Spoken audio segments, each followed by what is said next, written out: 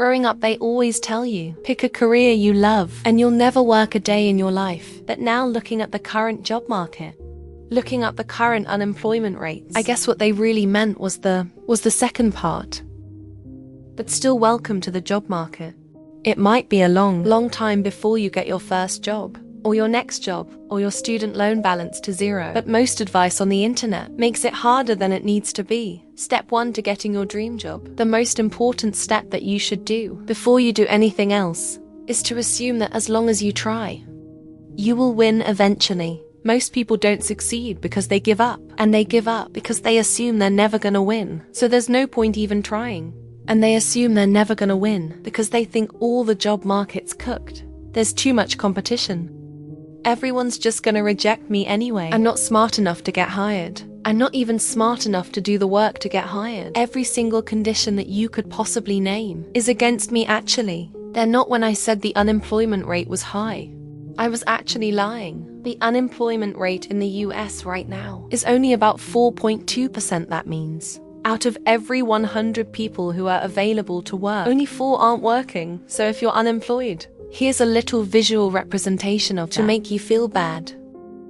It's not entirely your fault though, because unemployment is kind of a vicious cycle. When you can't get a job, you have lower confidence and you stop trying as hard, which lowers your chances of getting a job even more. And on top of that, the internet makes it feel like there's no point even trying, because it looks like no one else can find a job either. But that's probably because 99.998% of social media content is made by teenagers, bots, students, unemployed adults, and influencers.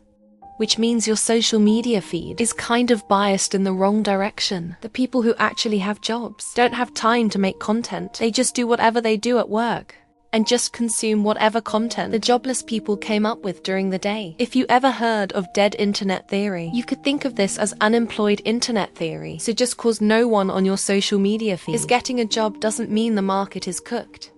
People have been complaining about the job market for ages. Jobs that require you to be under 24.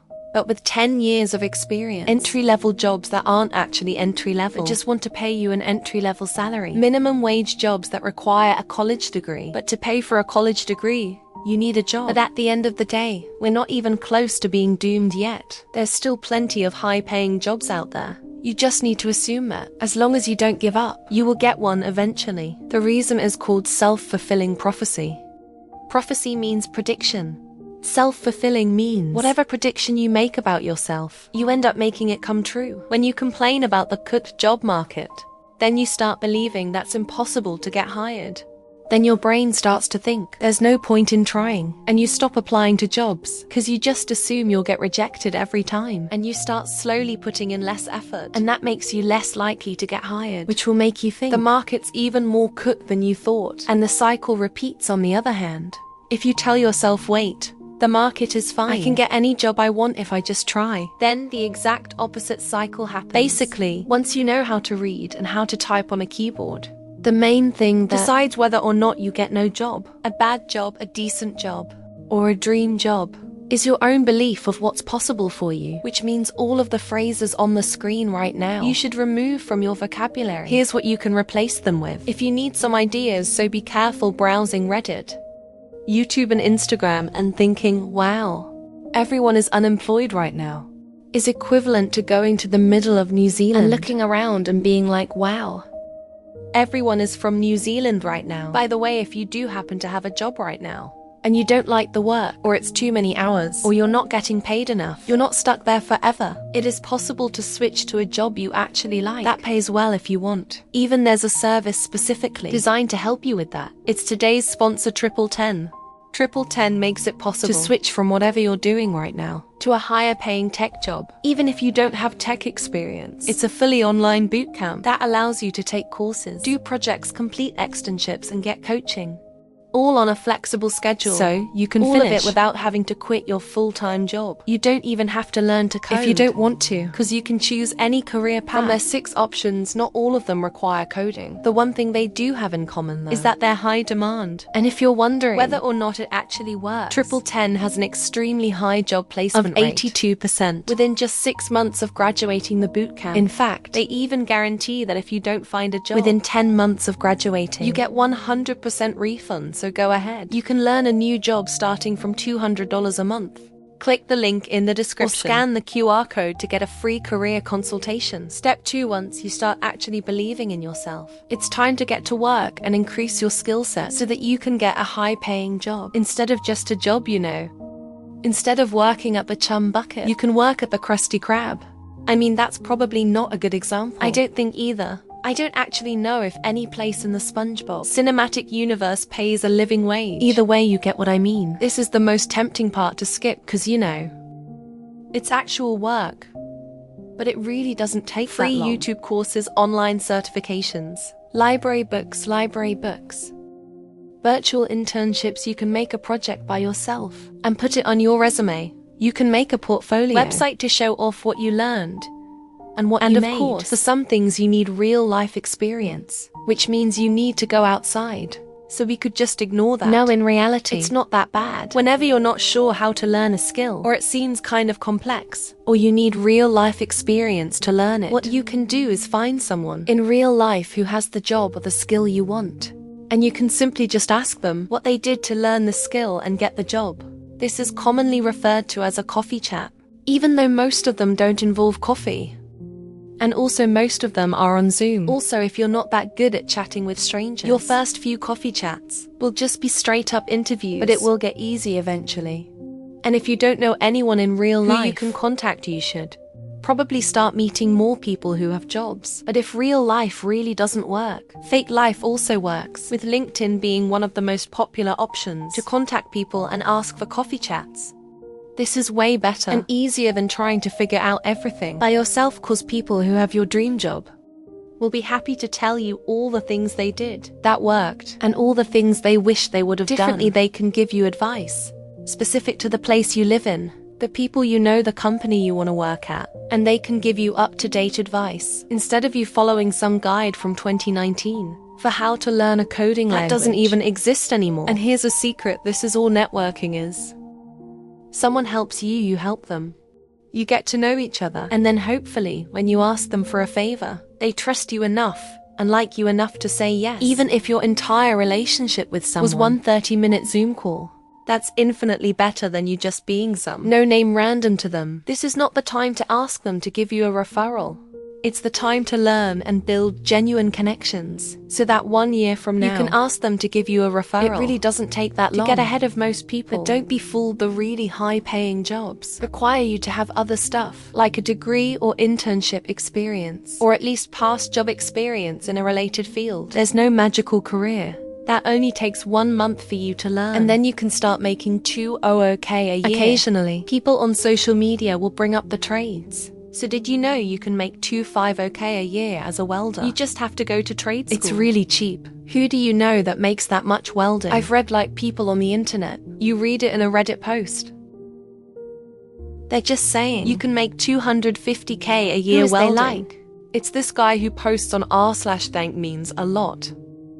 Do you weld? No. But you know how long you have to be an apprentice before you get that much money.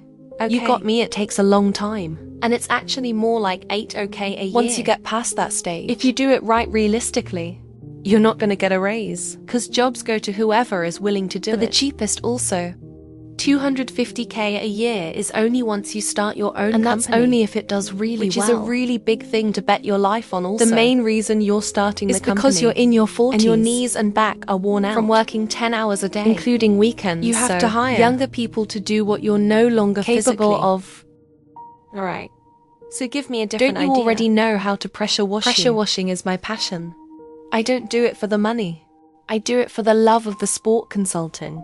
Consulting step 3. Applying to jobs is the easy part, but it's also the most tedious. So if you want to get the best result for the lowest amount of effort, do the following one. Apply quickly to jobs as soon as possible. After they get posted, companies are lazy and are pretty likely to just interview the people who were the first to apply. If you apply a month after the position opens, they're probably already interviewing other people. I did find a cool little tool from a Reddit post that helps you find jobs that were posted in the last 24 hours. So I'll put that on the screen now. Otherwise, just search on any old job board like Indeed, LinkedIn, Glassdoor, or even Google, honestly.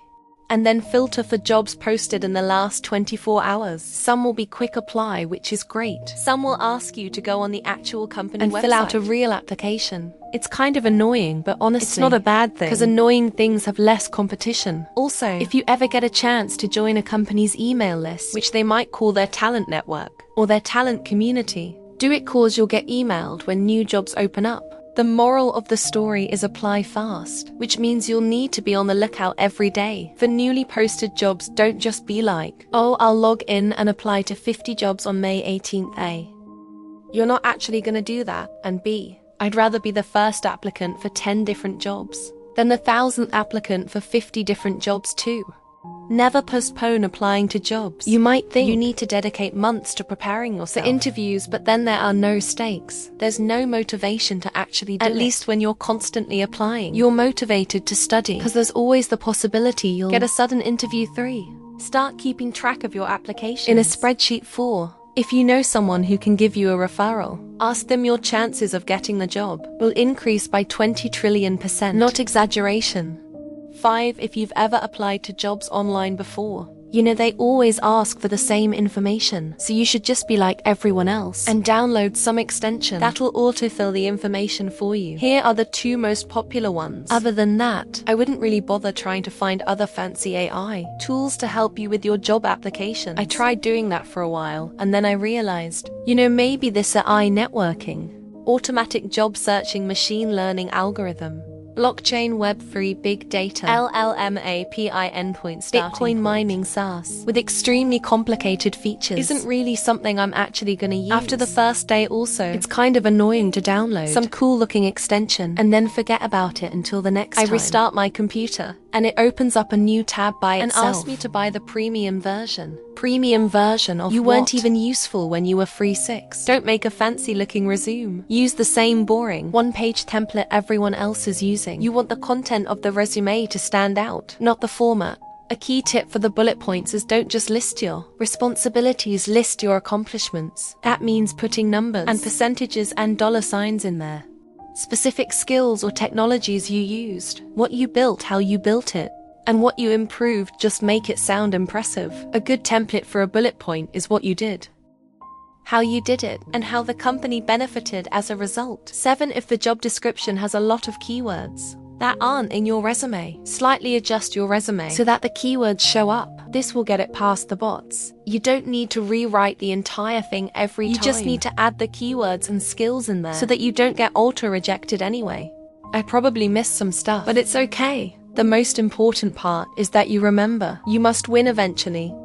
Applying to a job is kind of like asking someone out. If you never give up and you move past all the rejections and just keep trying, someone will want you eventually in theory anyway. If that helped, I'm collecting donations in the form of subscribes to fund the next video.